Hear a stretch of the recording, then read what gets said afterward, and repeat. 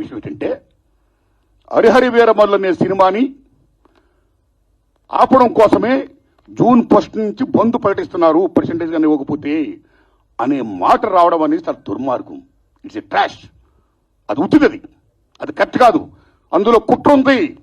ఆ కుట్రదారులు ఎవరు తెలుసుకోవాలి అని స్వయంగా పవన్ కళ్యాణ్ గారు ఆఫీస్ నుంచి రావడం అనేది, స్వయంగా సినిమాటోగ్రఫీ మంత్రి దుర్గేష్ గారు మాట్లాడడం అనేది కరెక్ట్ కాదు. ఎందుకంటే మిత్రులారా, ప్రొడ్యూసర్ కౌన్సిల్ కానీ, ఫిల్మ్ ఛాంబర్ కానీ, అది సినిమా పరిశ్రమ పాలనా సంస్థలు, ఆ 2 సంస్థలు కూడా బంద్ ప్రకటిస్తామని ఇప్పుడు చెప్పాలా. డిసిషన్స్ ఆర్ గోయింగ్ ఆన్ అని చెప్పారు వాళ్ళు. దట్ ఇంకో విషయం చెప్తున్నా మీకు, బంద్ అనేది ప్రజాస్వామ్యంలో ఒక బ్రహ్మాస్త్రం. ఎవరైనా బంద్ ప్రకటించే ముందు సినిమా ఇండస్ట్రీలో అకార్డింగ్ టు నామ్స్ 3 వారాల ముందుగా తెలియపరచాలి. ఇదిగో పలానా ఇష్యూ మీద మేము ఫైట్ చేస్తున్నాం, అది ఇంకా కొలిక్కి రాలేదు కాబట్టి మేము బంద్ ప్రకటించబోతున్నాం అనే విషయాన్ని నిర్మాతలకు 3 వారాల ముందు తెలియపరచాలి. This is norms, it's a preamble.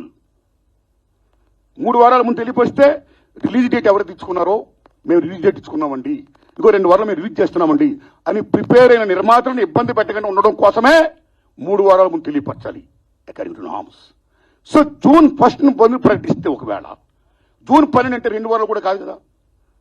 ఏ రకంగా మీకు హరిహర వీరమల్లుకి అది వర్తింపు చేస్తుందండి? అది కరెక్ట్ కాదు.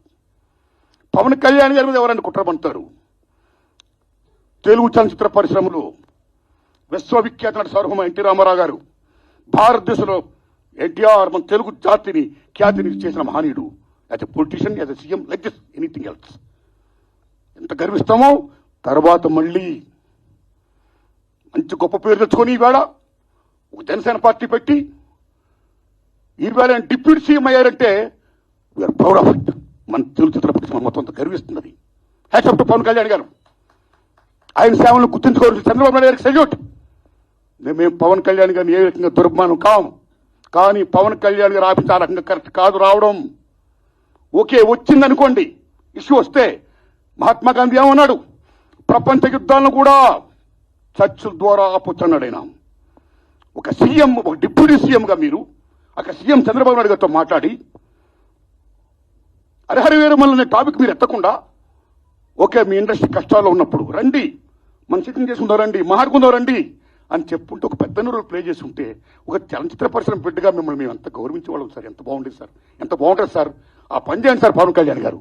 ఎందుకంటే పర్సెంటేజ్ సిస్టమ్ వల్ల ఇండస్ట్రీ ఇవాళ చాలా మేలు జరుగుతుందండి. పర్సెంటేజ్ సిస్టమ్ లేకపోవడం వల్ల ఇండస్ట్రీ సగటు నిర్మాత మొత్తం కొలాప్స్ అయిపోతున్నారండి ఇవాళ. మీరు నమ్మండి sir. Why? Because all malls, PRs మొత్తం ఇలాంటివన్నీ వచ్చేసిన తర్వాత సింగిల్ థియేటర్స్ ఇవాళ ఉనికి లేకుండా పోతుందండి. తెలంగాణలో 500 ఉన్న సింగిల్ థియేటర్లు ఇవాళ 200 చిల్లరకు వచ్చేసాయి. ఆంధ్రప్రదేశ్ 500 పై ప్రజం కాల. So this is a very big issue. Since 25 years this percentage system is going on. The issue is going on, not clearing. అది కావాలి. అలాంటిది ఇవాళ పర్సెంటేజ్ సిస్టమ్ కొలుక్కొచ్చే దశలో హరిహర వీరమల్లుకి దీనికి ఒక లింకప్ పెట్టి ఏం సంబంధం అండి? ఏమీ సంబంధం లేదు. ఈ రకంగా దాన్ని చేస్తారని చెప్పి ఈ పర్సెంటేజ్ సిస్టమ్ అనే ఇష్యూని పక్క తోసేసేసి హరిహర వీరమల్లు ఫోకస్ చేయడం అంటే ఎంత దూరం ఉండేది. అది కరెక్ట్ కాదండి. అందుకని నేను మనస్ఫూర్తిగా ఇది ఫీల్ అయ్యే నేను చెప్పడం కోసమే నేను విజ్ఞప్తి చెప్తూ పవన్ కళ్యాణ్ గారిని విజ్ఞప్తి చేస్తున్నా, నేను చంద్రబాబు నాయుడు గారిని విజ్ఞప్తి చేస్తున్నా, దుర్గేష్ గారిని విజ్ఞప్తి చేస్తున్నా. పవన్ కళ్యాణ్ గారు మాట చెప్పారు,